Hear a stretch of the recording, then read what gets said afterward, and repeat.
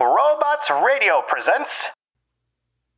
In 2008, director Christopher Nolan and star Christian Bale gave the world an eerily thrilling superhero movie that transcends the genre. In 2019, we kick off Season 2 with an absolute classic of a rye. The movie is The Dark Knight. The whiskey is Sazerac Rye. And we'll review them both. This is the Film and Whiskey Podcast.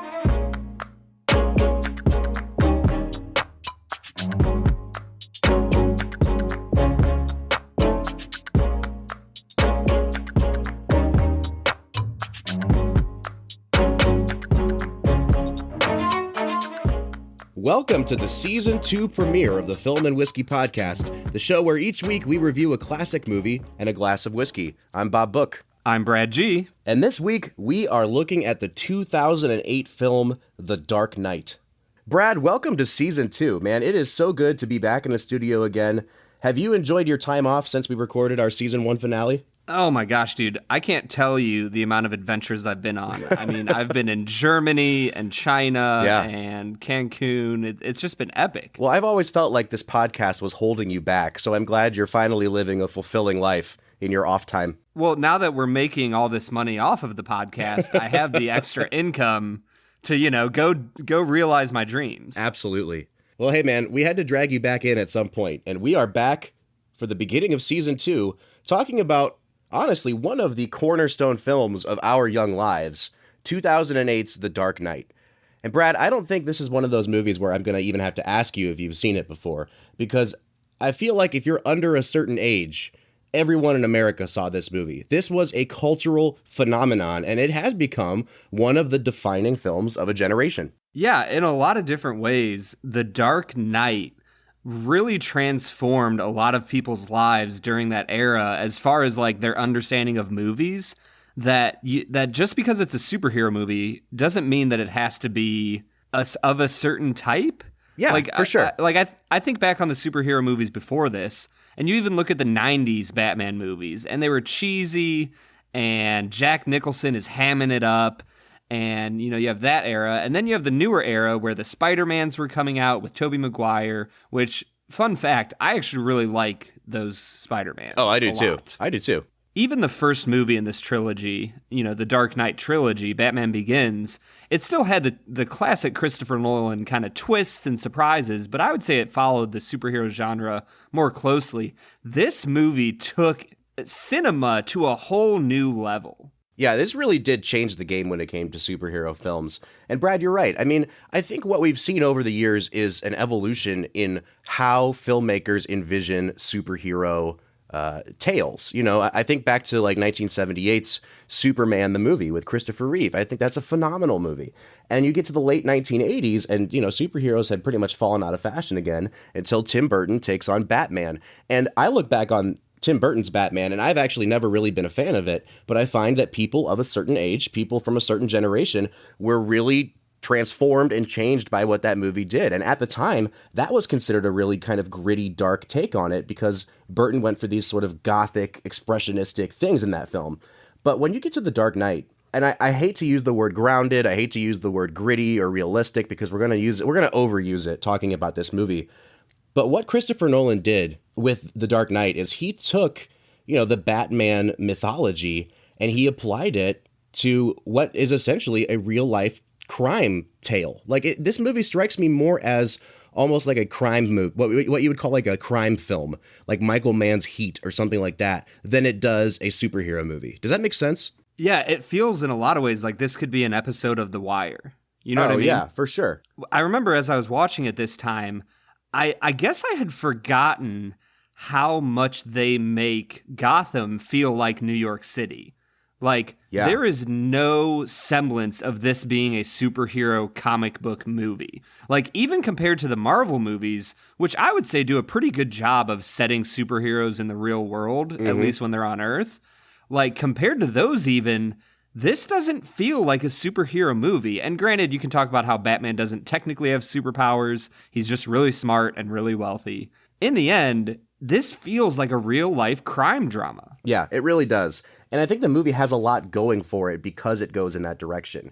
And, you know, what we see in the years after The Dark Knight is that all sorts of different franchises tried the Dark Knight approach, whether it be within the superhero genre or whether it be something like, you know, James Bond, which rebooted a few years after this with Casino Royale. Everyone tried to take the more realistic, less heightened version of a story and apply it in a gritty way. And The Dark Knight is directly responsible for that. Yeah, I think what you saw there was that people were over the stylized version of superheroes that you had seen in a lot of ways, and they wanted that gritty, realistic type of movie. And in The Dark Knight, you really get that almost to perfection. Well, I don't think we should go any further at this point, though, without busting out our favorite segment on this show. Brad Explains, the part of the show where Brad tells us exactly what this movie was about. So, Brad, can you succinctly sum up for us the film The Dark Knight? Hey, you want to see a magic trick? Was that your Joker? What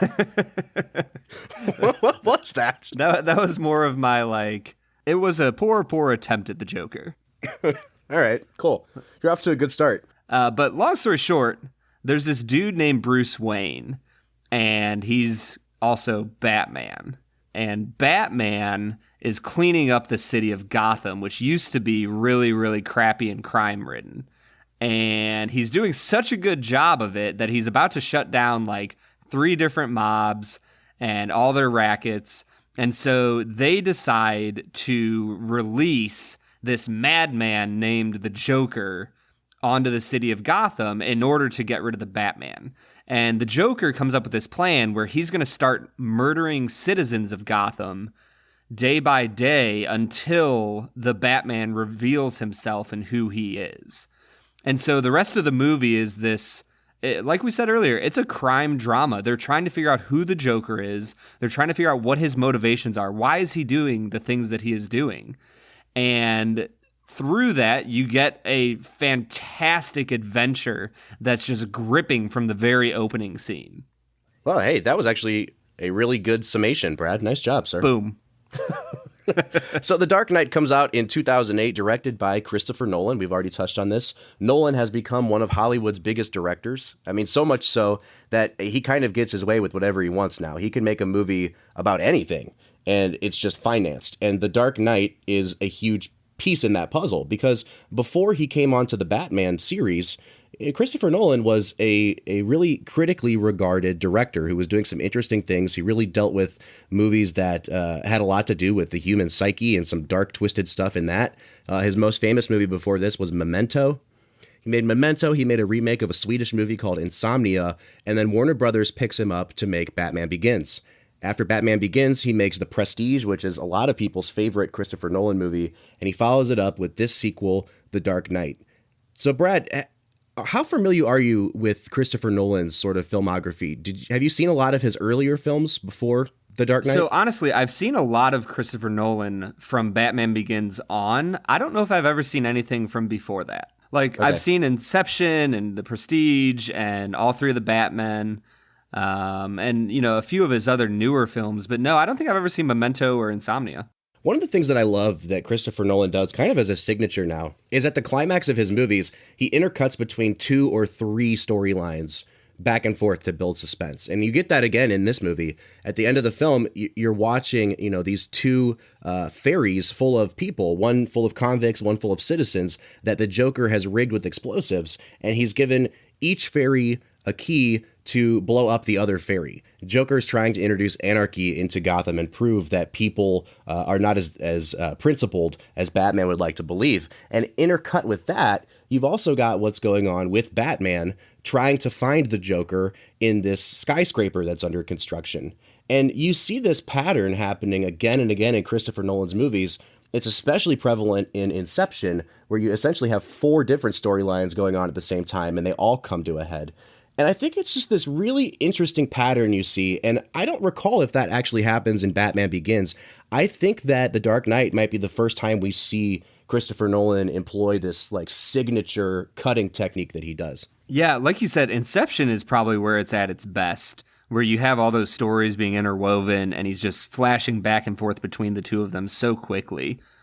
But you're right. I think this might be the first time that he did that. And that, like, it really is a phenomenal way to keep people on the edge of their seats. So Nolan also co-wrote this movie with his brother Jonathan, which he tends to do on most of his films. But aside from his excellent direction and his excellent script, what really blows me away about this movie is the cast. I mean, just from top to bottom, the people you find in this movie, starting at the top with Christian Bale as Batman, Heath Ledger as the Joker, Morgan Freeman, Gary Oldman, Maggie Gyllenhaal, and Aaron Eckhart. And those are just the main players, you know, and I didn't even mention Michael Caine as Alfred. Yeah. So, you know, from top to bottom, this cast is just absolutely stacked. Yeah, the further you get along in this movie, it almost becomes normal to just see great actors giving out great performances. Honestly, when I was watching this movie, I just thought to myself halfway through, I'm like, man, yes, you know, we're going to talk about, and people always talk about Heath Ledger as the Joker, but the rest of this cast turns in some wonderful performances.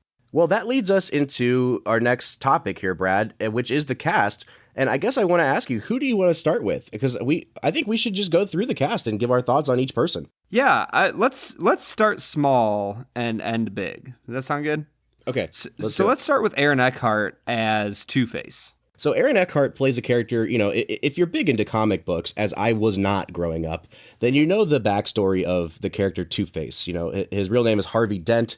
In this film, he is the district attorney of Gotham, who is considered to be, time and time again, they call him Gotham's White Knight. He is the hero that Gotham needs, you know, to rally behind. He has this image of this squeaky clean public servant who is crusading for justice. And by the end of the film, the Joker's sort of maneuvering and his machinations and all that has led Harvey Dent to be horribly disfigured. He's lost the love of his life, and he becomes the villain Two-Face.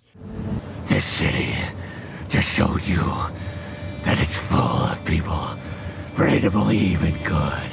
Until their spirit breaks completely. Until they get a good look at the real Harvey Dent. And all the heroic things he's done.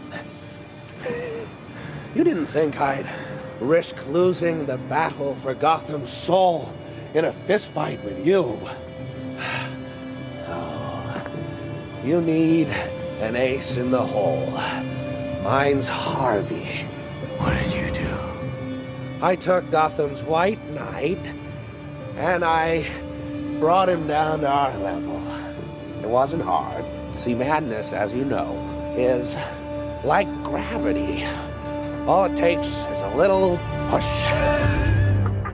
So, yeah, Brad, what do you think about Eckhart in this movie? Honestly, if you put Christian Bale and Heath Ledger as the main two performances, and then you took all the other actors that you named as all like supporting actors, I might say that Aaron Eckhart has the best supporting performance out of anybody in this film. Oh, that's really interesting to me. And I'm actually really happy that we're going to have something to disagree on, because I think we both love this movie. But I kind of find Aaron Eckhart's performance, I don't know if I would call it the worst necessarily, but I think it's probably the campiest of all of them.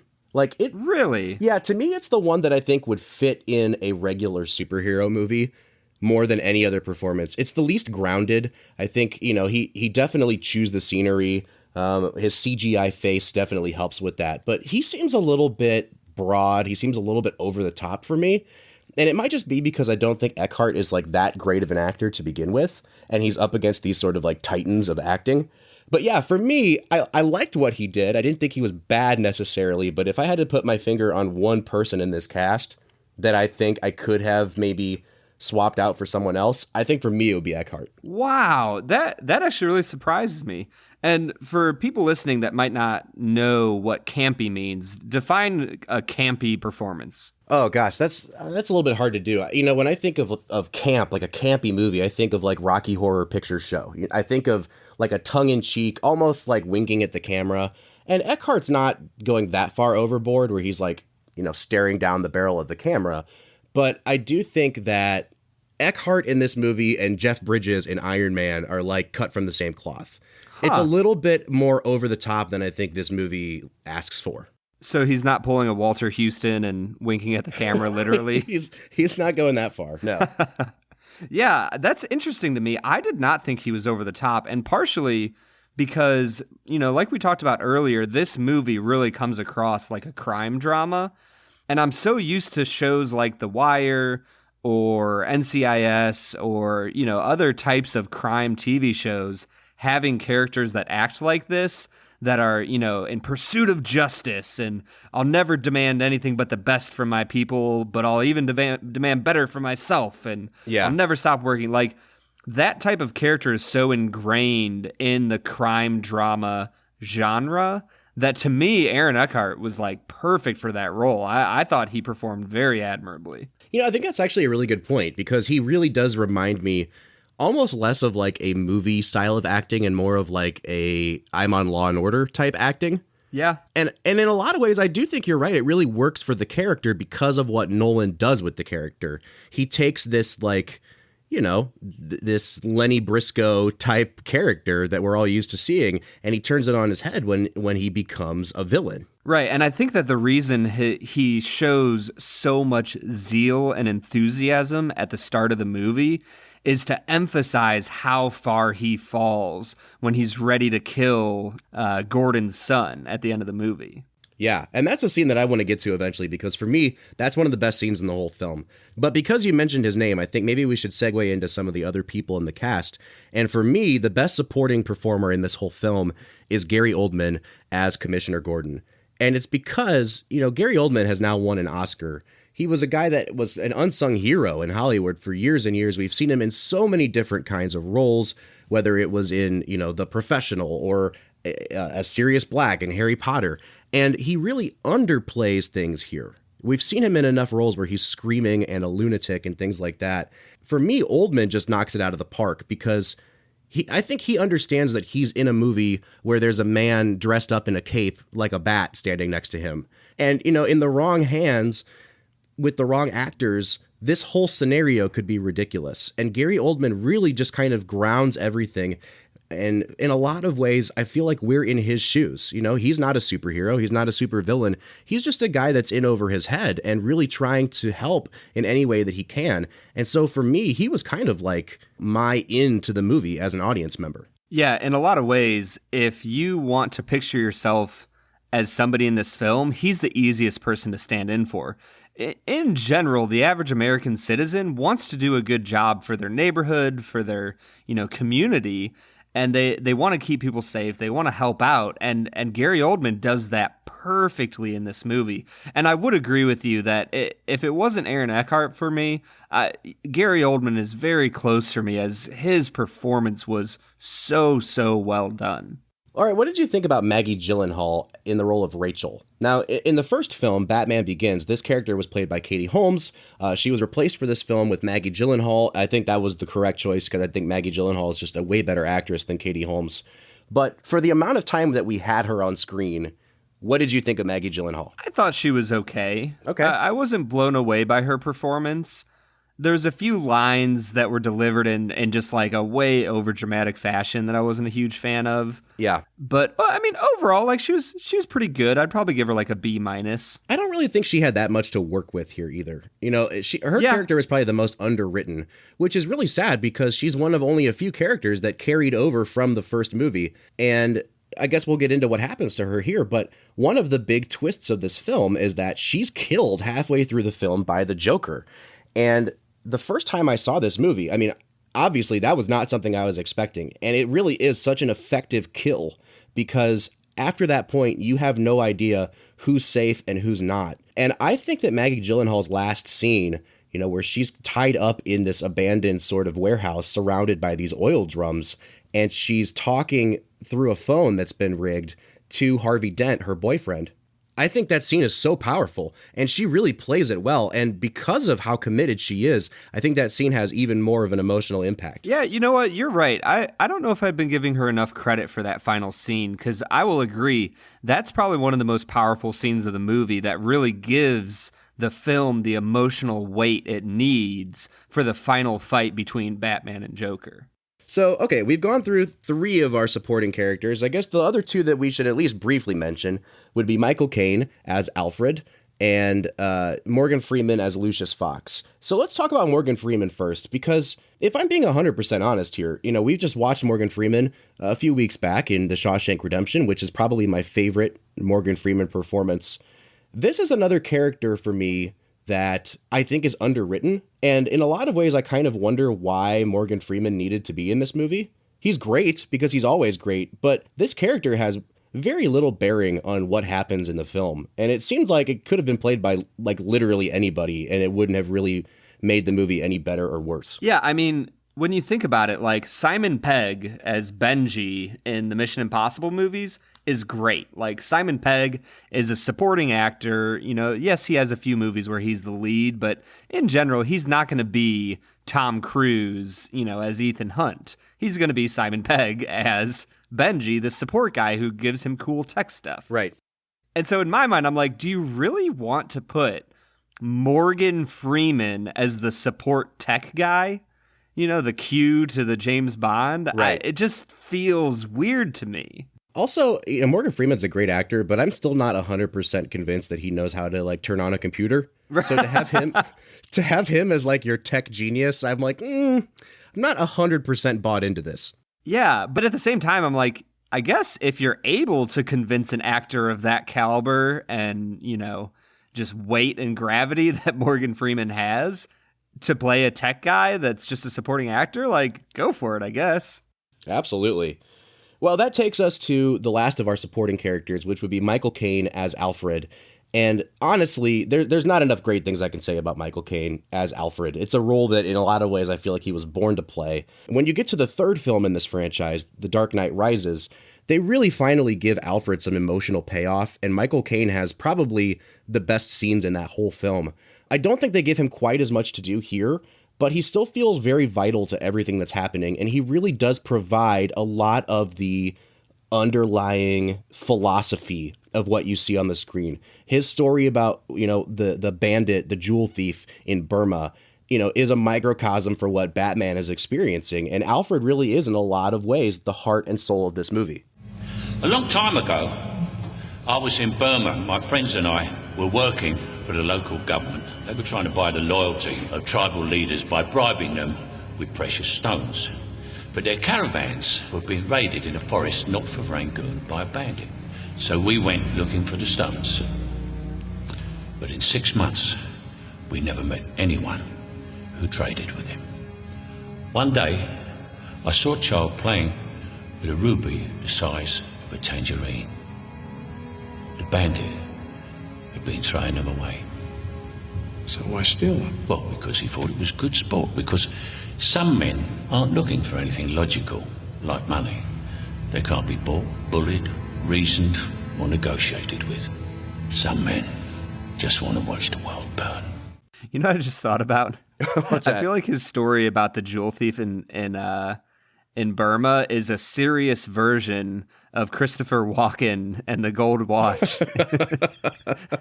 Oh man, Pulp Fiction. I want to see The Dark Knight with Christopher Walken as Alfred. As Alfred.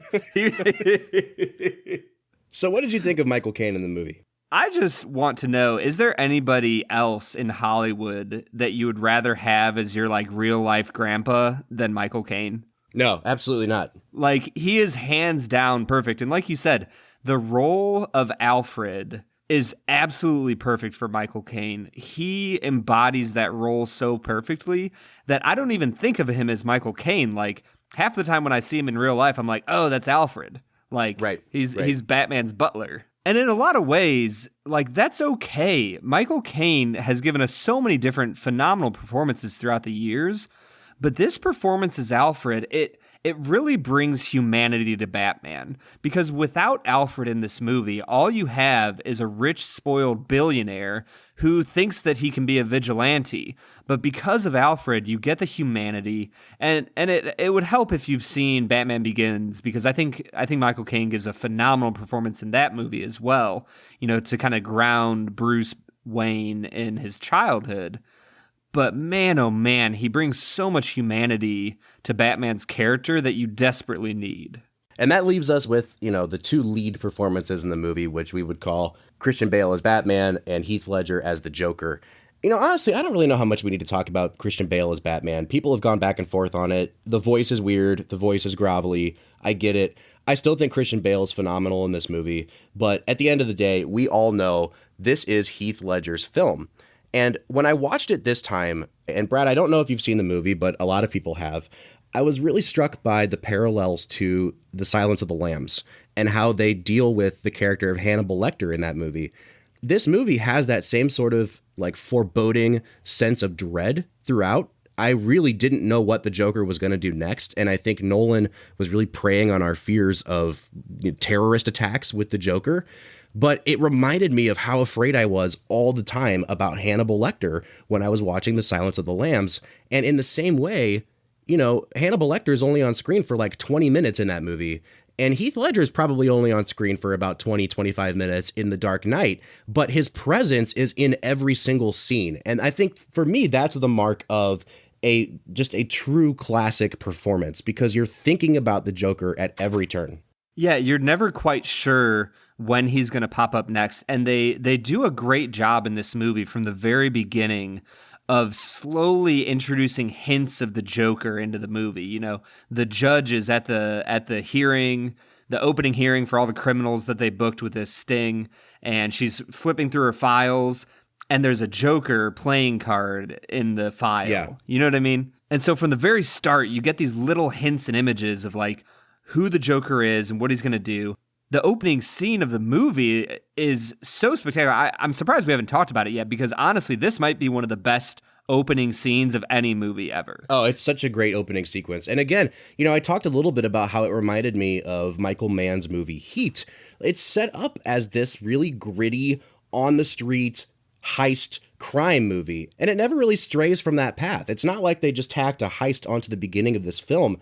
Like, that's the vibe that Nolan wants you to have throughout the movie. And that opening, it sets up everything you need to know about crime in Gotham, about who the Joker is, about how little regard for human life he has, and kind of what his twisted mentality looks like in practice. Yeah, and the cool thing is, from the very start, you kind of get this picture of the Joker that he's always in control. Yep. That he always knows everything that's happening, and that, in a lot of ways, and the thing I love about this is that the comic book nerd in me that grew up in the 90s watching, the classic Batman cartoon, the Joker is a character who puts on this facade of carelessness and chaos and anarchy, and he promotes a philosophy of anarchy, but in reality, he is one of the most controlling villains that you can have. He knows exactly how he wants things to go. He knows exactly what buttons to push to get people to do the things that he wants them to do. He's completely meticulous in the way he plans everything out.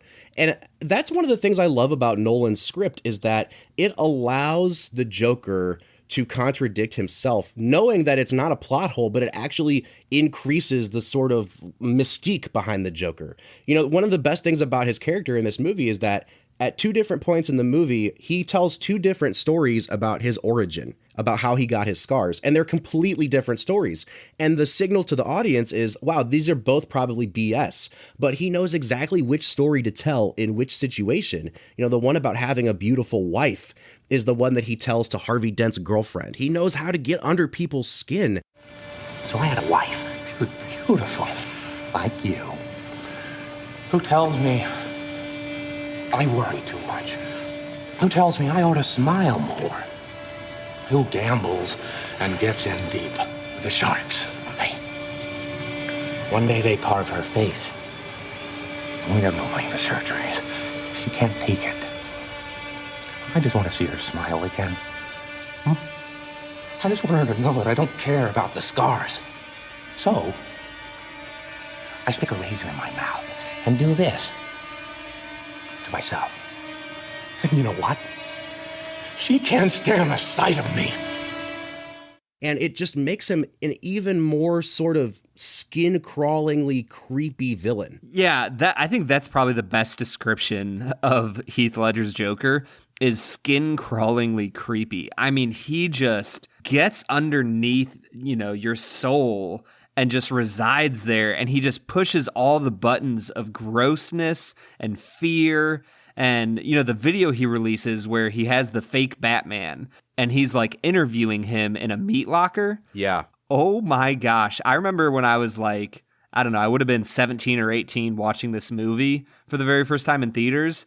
Like, I just remember my skin just itching with how fear-inducing that little video was. Well, and I think that gets to a really good point, Brad, and we'll touch on this after the break, but I really struggle a lot with the violence in this movie. This is a PG-13 movie that many people even today would argue should have been rated R. And I think the fact that the violence is generally bloodless still shouldn't take away from the fact that the violence in this film is different than the violence you see in a Marvel movie. In those movies, it's people shooting lasers at each other and things like that. And yes, people die, but the violence in this movie is so brutal and so dark. And it just leaves, in a lot of ways, it leaves me wondering, like, how did a 12-year-old get in to see this movie in 2008? You know what I mean? Yeah, I look at this kind of movie, and I think that the violence is brutally psychological. And that's what makes it so scary, is that you don't necessarily need lots of blood, but like when he slams that dude's head down onto the pencil and makes it disappear, like that is just absolutely terrifying. Yeah. Like, but the thing is, at the end of the day, it's effective because a word that I never hear people use with this movie is scary. But if I'm being honest, this was a scary movie for me because the Joker is such a well drawn out character and he's so unpredictable that by the time we got to the third act of this film, I was genuinely afraid of what was going to happen next. And I said this earlier, but I think Christopher Nolan was really preying on our fears as an American audience in the wake of 9/11.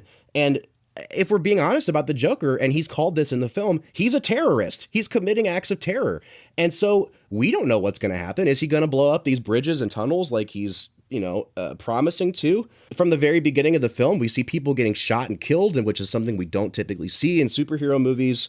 And like you said, the pencil trick, there's just so many things that kind of undermine our expectations of what we're going to see in a superhero movie, that by the time Rachel is blown up in a building, and then you see in the police department when the Joker has literally sewn an explosive device into a man's chest, that reminded me of a movie like David Fincher's Seven. Like, this was really, really dark, brutal stuff that you would not see in a PG-13 movie.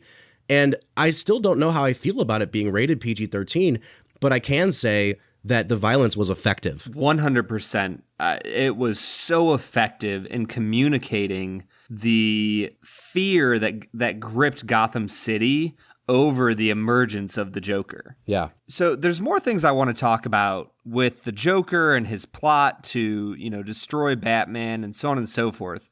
But in the end, I think we need to drink some whiskey to continue talking about this movie, Bob. Why don't we get into this Sazerac Rye?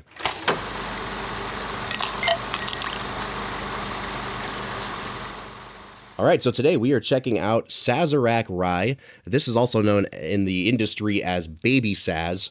Sazerac Rye is a really historic name. If you've ever heard of the cocktail, a Sazerac, that's where this is supposedly gets its name from. Sazerac is currently being produced by Buffalo Trace. It's called Baby Saz because this is the 6-year version. Buffalo Trace every year releases a collection called their Antique Collection, which is 5 different kinds of whiskey that will retail for hundreds and hundreds of dollars. And there is a Sazerac in that collection that's 18 years old. But this is called Baby Saz. People love to pick it up as an alternative to the really expensive kind. It flies off shelves. In the state of Ohio, it only costs $25, but you will be lucky to find it anywhere, and in many states, you're going to have to pay double that price at least to get your hands on a bottle of Baby Saz.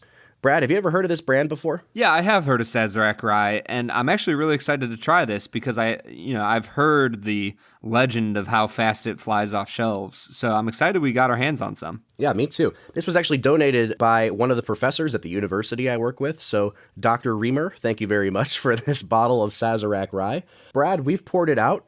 What do you think of the nose on this bad boy? Honestly, it has a really pleasant nose. There's nothing offensive about it. You get that little hint of rye. It's not crazy strong.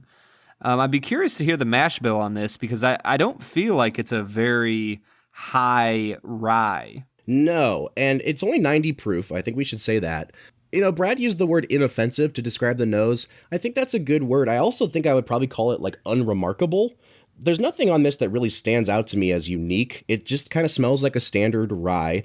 What I am picking up, though, is that it has a lot of bourbon sort of character to it, which I think is what you're getting at, Brad. It doesn't seem like a really high rye mash bill. There's a lot of oak on this, and then I'm getting some of that classic bourbon vanilla. And then kind of on the back end of inhaling it, you get that pepper and spice that you get both from bourbon and from rye. It has a really spicy smell to me. But other than that, I don't know that it really stands out. Yeah, I'm going to give it a 7 on the nose. It's pleasant. It's nice. It doesn't hit you too hard. I like it. Yeah, I'm going to give it a 7 as well. So why don't we go ahead and give it a sip? Yeah, that's not bad. It's a little bit watery. Yeah.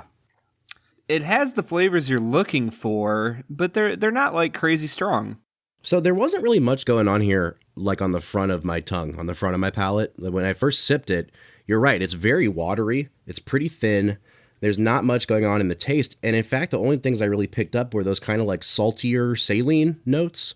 I was kind of bummed out by the fact that it tasted like that. And then I went to swallow it, and right there on the end of the taste into the finish is where you really get a lot of those spicy, peppery notes that you picked up on the nose.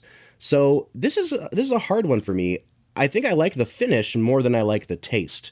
And I'll only give the taste about a 5. I was about to say, I'm just going to go ahead and score the taste and finish together. Uh-huh. I would probably give it a 5 on taste and a 6 on finish. Yeah, I think I would do a 5 and a 7. So far, we're pretty much spot on each other's estimate here in what we think of this rye. Brad, what would you give the overall balance? I'll give it a 6.5. I think that the nose gives me more than the taste and the finish does. But overall, it's pretty well balanced. I mean, the term inoffensive stands all the way through. I mean, even now, a few seconds after having drank it, it's still sitting on my palate. It's a nice, pleasant taste, but it's nothing strong. Yeah, the finish lingers, and it's a really robust finish, but yeah, it's unremarkable. And I'm kind of bummed because I've heard so much about how quickly this flies off shelves. It's not a bad rye by any stretch of the imagination, and I would be happy to have it on my shelf, but certainly not at, anything more than retail. So for overall balance, I think I'm just going to go ahead and give it a 7. All right, so that brings us out to our final category, which is value. Now, we've said that in the state of Ohio, this is $25, but Brad, what do you think about it? Yeah, honestly, $25 is a good value for a whiskey like this. It's a good, pleasant whiskey. I could see people who want to introduce their friends to a rye whiskey giving them something like this. We talked about Bullet Rye a few weeks or maybe a month or two ago, and I would probably put this in a similar category. Bullet probably costs about $22, $23, so a few dollars cheaper. But it's a good introductory rye. It's not going to hit you crazy hard. I'm going to go ahead and give it a 7 for the value. I'm also going to give it a 7 because I think that most of the people listening to this podcast are not going to be able to get this bottle for $25.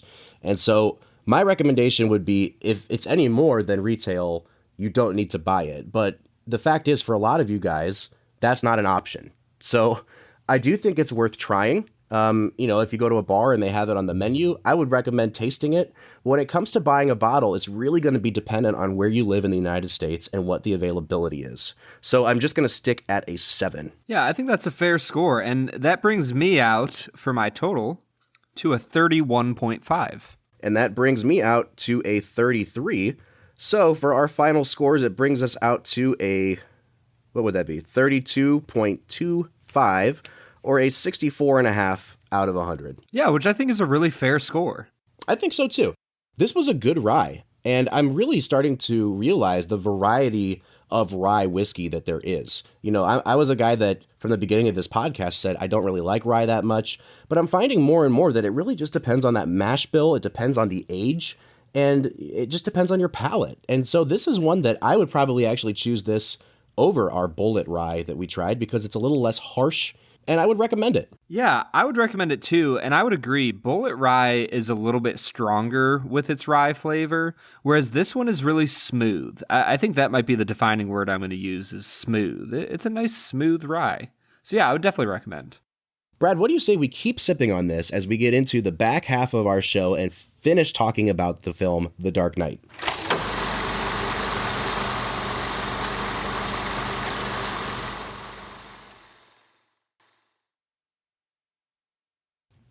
So that was Sazerac Rye. Brad and I both recommended. Not a terrible whiskey, not a great whiskey, but, definitely something that if you want to spend $25 can be on your shelf. Yeah, it's a smooth, easy sipper, so I would definitely recommend it. Well, for season 2, guys, we wanted to do something new and add a couple different segments into the podcast. And the first one that we wanted to try out is something that we're going to call Hot Takes. Hot Takes, coming at you from Film and Whiskey. One of our favorite podcasts that we like to listen to is the insanely popular show, How Did This Get Made?, where they review really, really bad movies. And on that podcast, they have a segment that they call Second Opinions, where they find 5-star reviews that people gave to these terrible, terrible movies. And so we thought, why not flip that concept on its head? And so what we did is we're taking these classic movies on Film and Whiskey, but we're going to places like IMDb and Amazon, and we're finding 1-star reviews that people gave to these movies. And boy, oh boy, Brad, did I find some really, really quality 1-star reviews. Yeah, I'm really excited for this segment. I think it might be the best addition to the Film and Whiskey podcast. Well, let's get into them, because I want to hear what you think of these. Our first hot take comes from an IMDb user known as TillyGoMess92, and it's titled, A Disgrace of a Movie. I just saw it. This is the most horrible movie I have ever seen. Please don't waste your time. The story makes no sense. The characters are stiff, like frozen cucumbers. The purpose and motivations are completely ridiculous. This is a disgrace of a movie. It's as if the director wanted to create the anti-Batman. Oh my God. Oh my Buddha. Wasted life. 1 star. Oh my Buddha, huh? I just love that he was covering all his bases. Like, this movie would have offended him in any religion. Yeah, for sure. I mean, who's to say what religion would actually accept this disgrace of a movie? All right, our second hot take is coming to us from Manan Kumar, 1809-1996. His review is titled, Okay. Too slow. Should have shot some good daylight scenes. Acting was good. 1 star. Wait, did he actually write the words 1 star? No, okay, he just gave it I'm just 1 star. concluding with the fact that he gave it 1 star after saying acting was good. 1 star. Yeah. I feel like that take was just kind of like somebody scribbled notes down while they were watching the movie. And they're like, oh, acting seems good. But overall, 1 star. 1 star. All right, we're moving over to Amazon for our third hot take. This is from Tortuga Velos, and it's titled Violence with No Plot. There is nothing enticing, thrilling, or challenging about this plot. It is all about the violence, the explosions, and more violence. Please entertain my human mind. I'm inquisitive, not just my animal mind with shiny lights and sounds. Give me something to think, to ponder, to desire, to look up to. This movie is all a bunch of modern smoke and mirrors that treats me like an idiot monkey. I'm sorry I wasted 2 hours on it. 1 star. 1 star. Are you sure that Tommy Wiseau didn't write that review? I'm pretty sure that if you read that in Tommy Wiseau's voice, it's 11 times better. Do not appeal to my animal mind. Appeal to my human mind. You're tearing me apart, Batman! I think that Tommy Wiseau has a role in this movie somewhere. Actually, he did a video once where he did his audition for the Joker. Have you ever seen it? No, I need to see this. Oh, as soon as we're done recording, you got to go to YouTube and look up Tommy Wiseau's Joker. I'm on it. All right, our final hot take comes from Radio GB, and this review goes like this. Not enough nudity. 1 star. That's the whole review. That's the entire review. Yeah, that's it. Well, we all know what kind of movies he watches. Right, absolutely. All right, so that has been Hot Takes. Let's get back into talking about The Dark Knight, Brad. Yeah, I think we need to talk about how Aaron Eckhart was a frozen cucumber, but not a naked frozen cucumber. No. Well-clothed. It would have been so much better if he had been a nude frozen cucumber. Oh, man, that's brilliant. And it actually, honestly, you bringing those up makes me feel better about the frustrations that I have with this movie, because it helps me understand that I'm a normal human being that can appreciate a movie for what it is, but also critique it on like a normal intellectual level. Like I'm not a movie critic or anything. I'm not on some Roger Ebert level. I'm just an average Joe that can give an honest critique of a movie. Well, and that's what we appreciate about you, man. And so I do want to get back into talking about this, and I'm really interested to hear, you said that you do have some nitpicks with it. So what sort of things stuck out to you on this viewing, Brad, that you had a problem with? Yeah, honestly, like the cool thing about the Joker is how meticulous and well-planned he is. But there was something about his final, like, big climactic fight scene that just, I don't know, it just didn't hit the right notes for me.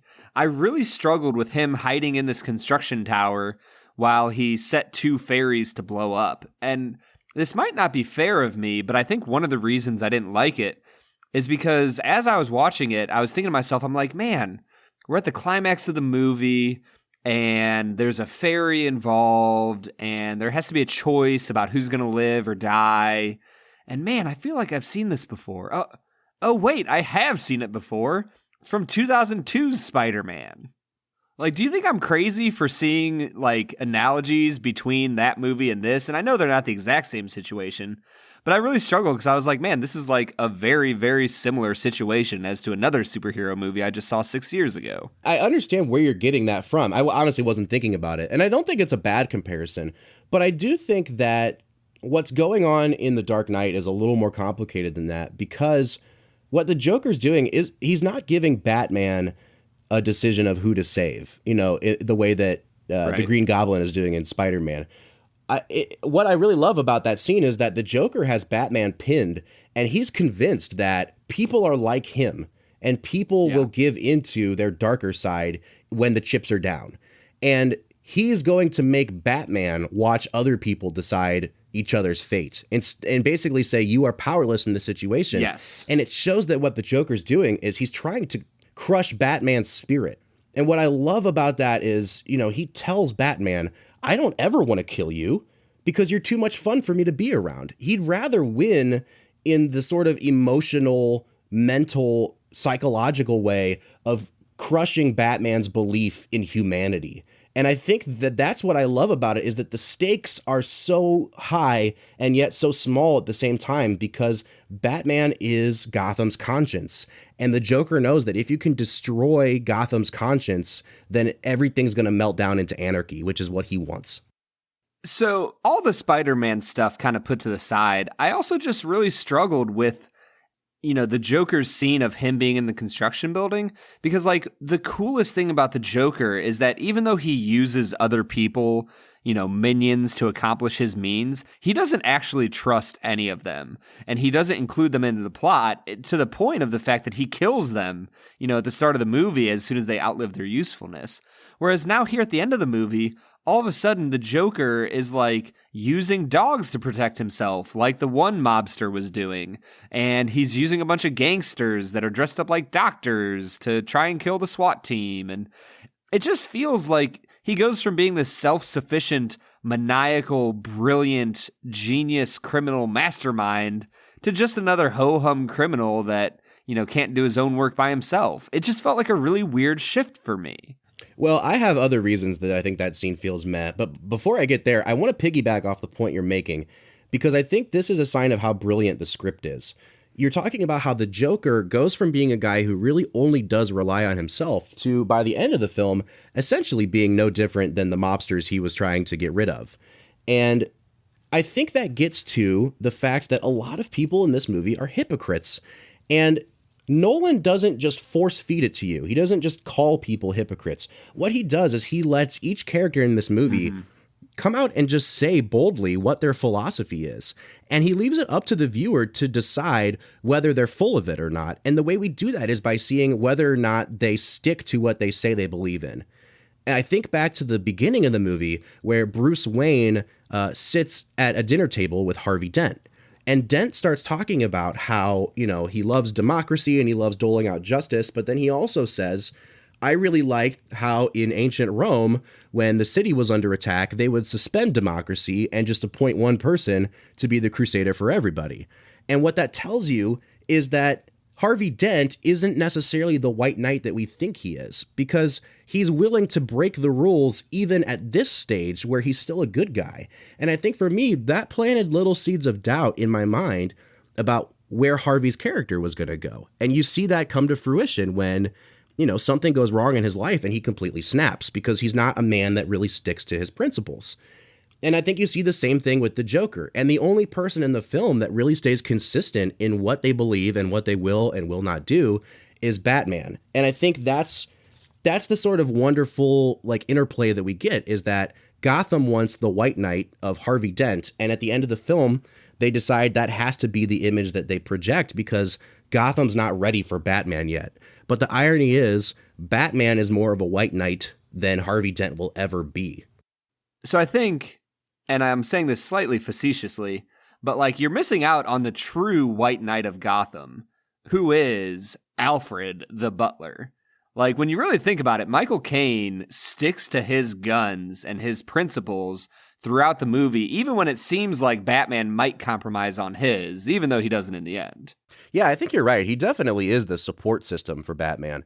And I think it's funny because Batman, for being a guy that, doesn't kill people, he definitely seems to kill at least 5 people in this movie. And easily. He throws at least 11 dogs off of a skyscraper throughout the course of this movie too. Those poor dogs, he's throwing them down the car ramp at the start of the movie and down a not built yet elevator shaft at the end of the movie. Those poor Rottweilers, what did they ever do to him? Well, they did bite him. Yeah, and for me, the thing that really dragged that whole sequence down was this really random subplot about surveillance and using sonar to find the Joker. Yeah, that was a really weird thing that, it makes sense because in the end, I guess maybe they were trying for this thing where they're like, hey, bats have sonar. We should give Batman sonar.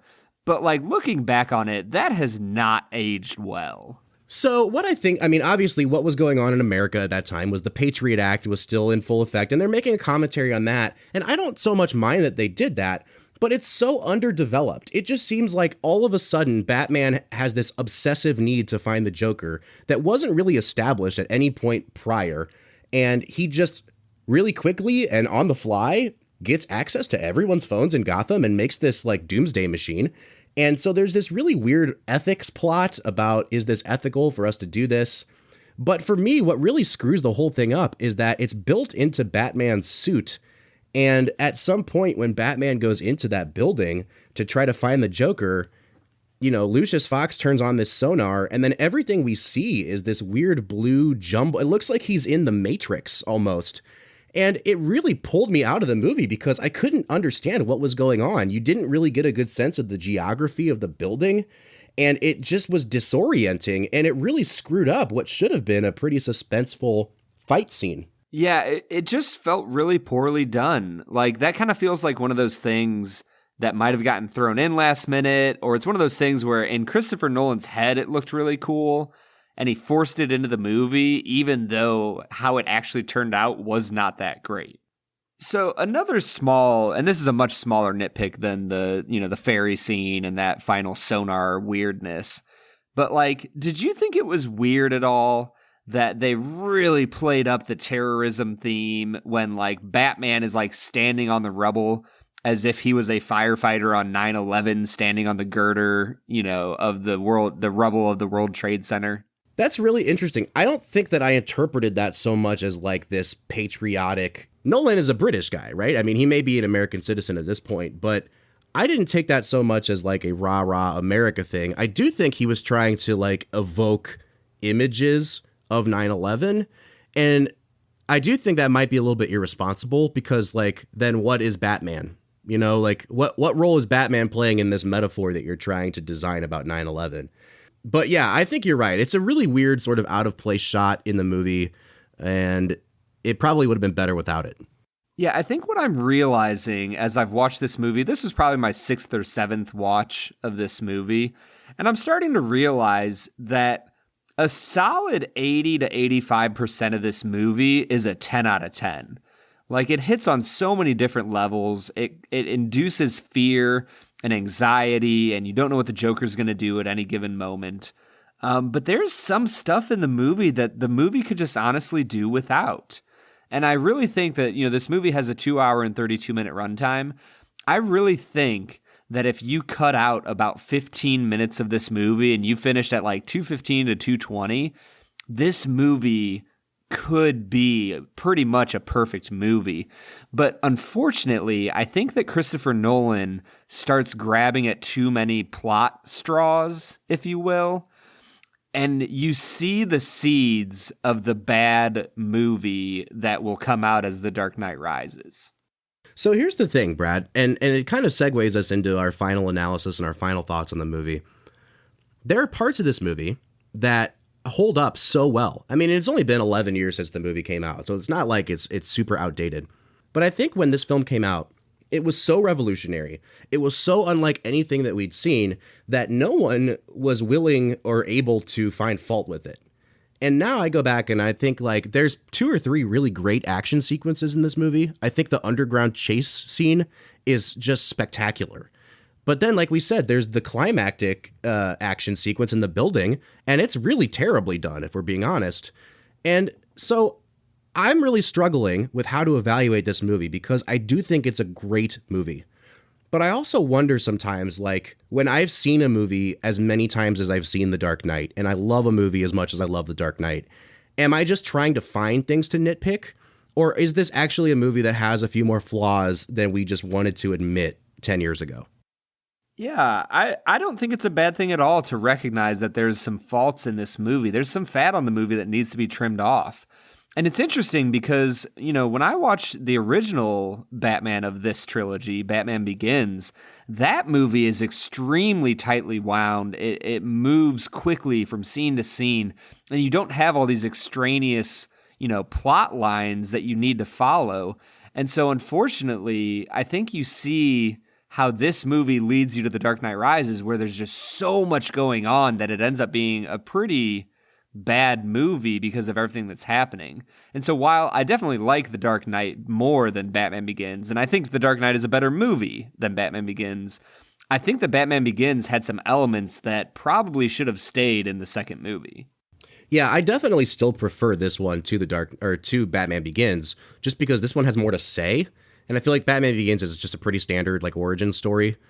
One of the things I've also found myself really struggling with this time around is how much am I holding The Dark Knight responsible for all of the crappy, quote unquote, dark movies that came out after it?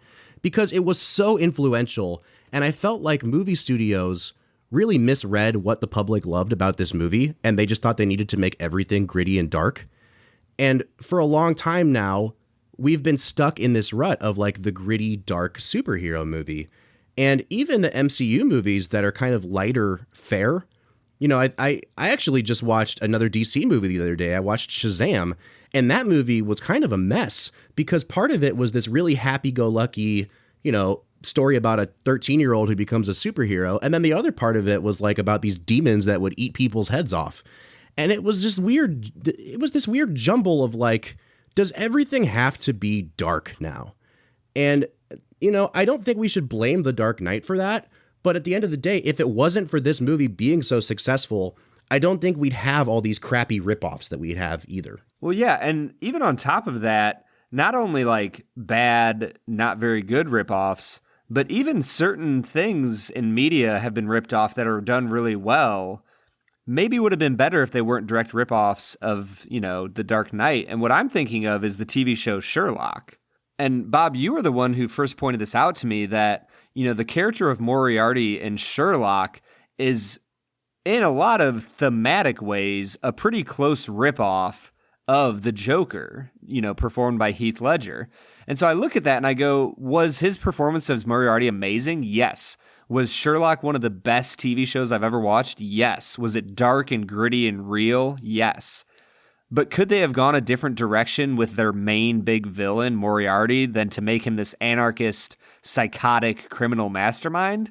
They probably could have, and it might have been better off because of it. Yeah, I think that's a really good point. I didn't even think about how The Dark Knight may have influenced that TV show, but you can see the footprints or the fingerprints of this movie everywhere. And I mean, it even in a roundabout way changed the course of Oscar history. This movie won 2 Oscars for Heath Ledger as Best Supporting Actor, and it won for Best Sound Editing. But it was nominated for 6 more, but they were all in what we would call the technical categories. It was, cinematography, sound mixing, things like that, visual effects. And it was pretty conspicuously not nominated for Best Picture. Now, it was super highly regarded by critics. It was obviously beloved by audiences. It was the highest grossing movie of 2008. The next closest movie was Iron Man, and it made like $200 million less. This was a runaway smash that changed the course of cinema history, and yet it didn't get nominated for Best Picture.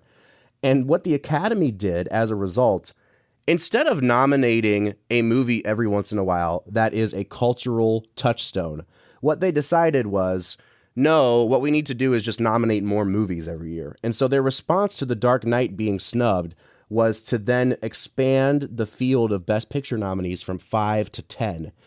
But what they've ended up doing is basically they still don't nominate the movies people go to see. They just nominate 5 more movies that no one has ever heard of. And I think that's part of the problem with how the Academy has responded to The Dark Knight is they, in theory, yes, you can put more quote unquote popcorn movies on that list now of Best Picture nominees. But there's only been one superhero movie that's gotten nominated, and that was Black Panther. And so I don't think they've solved the problem, but it is really interesting to see how the backlash from The Dark Knight has changed things even up to the level of the Oscars. But yeah, it is interesting to look back and see how a movie like The Dark Knight can change the way that the Academy does things, even if it doesn't actually change the end results of what the Academy chooses. Right. We all know it was the best film of 2008. Well, what did win Best Picture that year? That was the year, I believe, that Slumdog Millionaire won Best Picture. Oh. I mean, that was a pretty good movie. Yeah, it's a good movie. Whatever. I still think it should have been The Dark Knight. Yeah. I mean, I don't think Slumdog Millionaire deserves the Best Picture over Dark Knight, but whatever. Well, Brad, I think we've said about everything there is to say about this movie. It's been such a huge part of our lives, and I'm anxious to see what your score would be for this film, and would you recommend it? This is an extremely hard rating for me because in a lot of different ways, I think that this movie deserves a 10 out of 10. Even with the flaws that we talked about and the struggles that I have with it, I don't know, but I also want to give it a 9.5 because of all the flaws that we talked about. Bob, this is tough. This is a really hard. This might be one of the hardest scores I've had to give out. Well, can I jump in then? Yeah, go right ahead. I'm in the exact same place you are. And, I feel like every time that I come down on the more critical side, when I'm debating between 2 scores, I feel like a snob, and I think that if you had asked me when I was 18, like, is this a 10 out of 10? I would have no hesitation said yes. Right.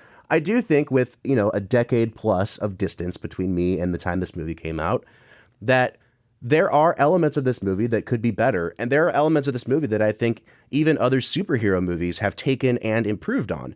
So it's not a perfect film. And at the end of the day, I think I am going to give this movie a 9.5. And I'm okay with that because it's one of the most famous, most popular, most beloved movies ever made. Me giving it a 9.5 is not going to really change anyone's opinion on it. Or make it less watched. We all know and we all love The Dark Knight. And I think giving it a 9.5 or like a 95 out of 100 is not taking anything away from it. It's still a phenomenal movie. It deserves to be seen and watched and reviewed and picked apart forever. Yeah, this is one of those situations where, like, we are limited by the constraints that we've put on ourselves. But I would imagine that if we did a full, 100 scale, you might give this like a 97 or a 98 out of 100. Sure. But we are limited by the constraints we've made for ourselves, so we go by 0.5 increments, and I'm going to give this movie a 10 out of 10. All right. Yeah. I keep coming back to it, and I just keep thinking to myself, man, this movie has too many good things for the few bad things to keep me from saying this is a 10 out of 10. It's a truly great movie. And Brad, I'm glad you gave it a 10 because I think you're right. You balanced it out to the point where I think we'd both be comfortable seeing this movie at a 97.5. Yes. Because he's the hero Gotham deserves, but not the one it needs right now. So we'll hunt him. Because he can take it. Because he's not our hero.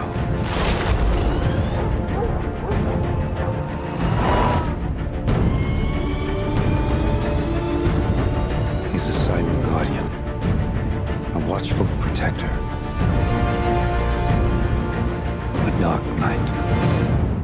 Well, there you have it, folks. We both recommend, we both give it incredibly high scores. If you haven't seen The Dark Knight, first of all, where have you been living? Under a rock for the last 10 years? Yeah. Are you one of those reviewers that wrote one of those stupid reviews? Not enough nudity. 1 out of 10. Or you could give us a call on our call-in line. Leave us a voicemail. We'd love to play it, interact with it on air. Our number is 216-800-5923. Once again, that number is 216-800-5923. We want you guys to tune in this Thursday. We have a special bonus episode with Josh Larson, host of the insanely popular podcast Film Spotting. He's going to be joining us to talk about his book, Movies Are Prayers, and we have a whole list of questions to ask him as well. Brad, I'm so excited to do this interview. Yeah, this interview is going to be fantastic. Josh is such an amazing guy, and we're so excited to bring him to Film and Whiskey Nation. Next Monday, we'll be back with another regular episode. It's going to be our Halloween special. We're bringing in our regular guest host, Jen Lowers, and we're going to be looking at Ridley Scott's 1979 classic, Alien. For the Film and Whiskey Podcast, I'm Bob Book. I am Brad G. We'll see you next time.